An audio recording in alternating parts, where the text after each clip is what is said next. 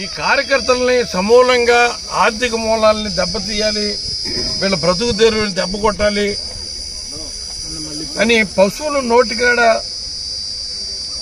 పశుగ్రాసాన్ని పెట్రోల్ పోసి అర్ధరాత్రి 12:47 వచ్చి పెట్రోల్ పోసి అంటించేశారంటే ముగ్గురు వ్యక్తులు. ఇక్కడ సీసీ కెమెరాల్లో కూడా దాంట్లో రికార్డ్ అయ్యి ఉంది.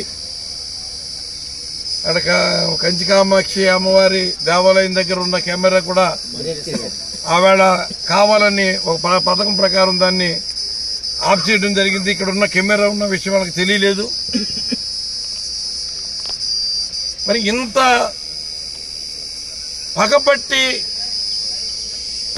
ఈ రాష్ట్ర ప్రజలకి న్యాయం చేసిన వైఎస్ఆర్ కాంగ్రెస్ పార్టీ నాయకులకి, అభిమానులకి, కార్యకర్తలని వాళ్ళ తుదముట్టించడమే మరి వాళ్ళ కార్యాచరణ కింద మరి వాళ్ళ నాయకులు ప్రోత్సహిస్తున్నారంటే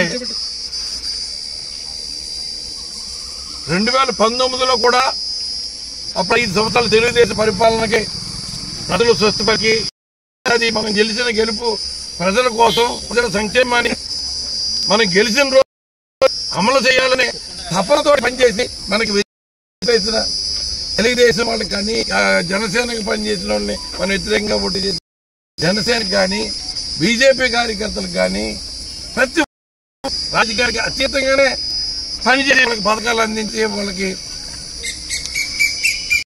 రాజకీయాలు తర్వాత ప్రజలందరూ సమానం అనే ఒక సమదృష్టితో ముందుకెళ్ళాం. ఇటువంటి దుర్మార్గమైన ఆలోచనతో మరి ఎల్లుంటే మరి ఆనాడు ఏం జరిగి ఉండేది?